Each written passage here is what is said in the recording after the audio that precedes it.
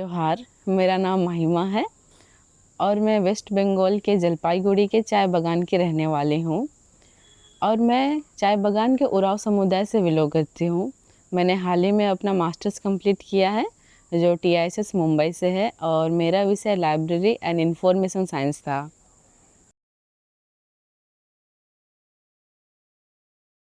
कि मैं चाय बागान की तीसरी पीढ़ी की हूँ। हमारे जो पूर्वज थे उनको ये बोल के लाया गया था कि तुम लोग वहाँ पे काम करो, हम लोग तुमको डेली का पे करेंगे। वो तो मिला उनको, प्रतिदिन जिस दिन वो काम करते थे उस हिसाब से उनको पैसा तो मिला, लेकिन उनके पास अपना ज़मीन नहीं था। वो लोग कंपनी के ज़मीन पे रहते थे। फिर वो खेती सबसे वो बहुत ही अलग हो गए। वो फैक्ट्री में काम करने लगे। हमारे गांव में करम मनाया जाता है, तो मैं वहाँ पे देखी हूँ कि जब करम मनाया जाता है पूरा गांव के लोग एक साथ आ जाते हैं और लोग हमारे संस्कृति के नृत्य करते हैं। फिर जितने भी रिचुअल्स होते हैं, अपना आइडेंटिटी के बारे में कहीं ना कहीं उनके पास भी था जो उन्होंने हमें दिया है। तो मैं इस प्रकार भी अपने संस्कृति के साथ अभी भी जुड़ी हुई हूँ।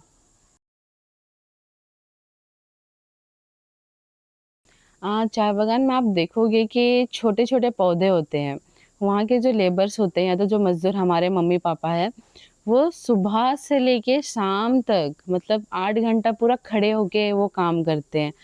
और वो थोड़ा-सा मतलब जंगल भी पड़ जाता है, जिस वजह से वहाँ पे क्या होता है कि साँप बहुत मिलते हैं।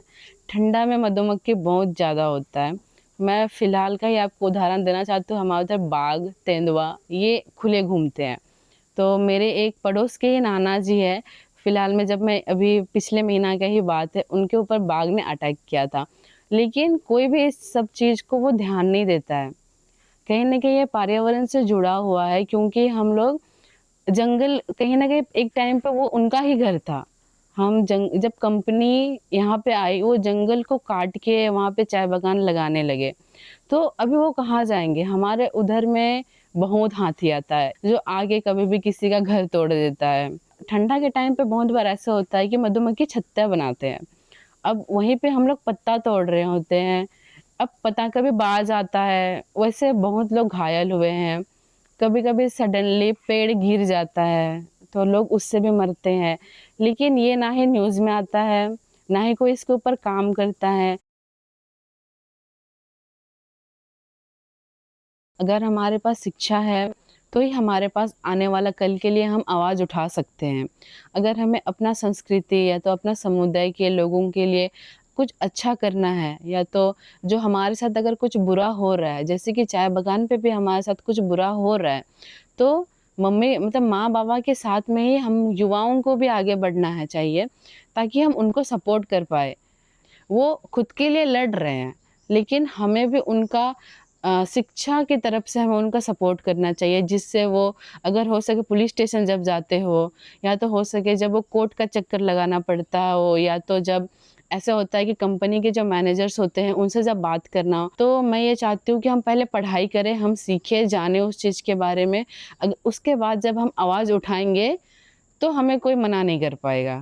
तो सबसे पहले सर्कल ऑफ केयर मेरे लिए एक बहुत ही अच्छा महत्वपूर्ण एक गैदरिंग रहा है अभी तक।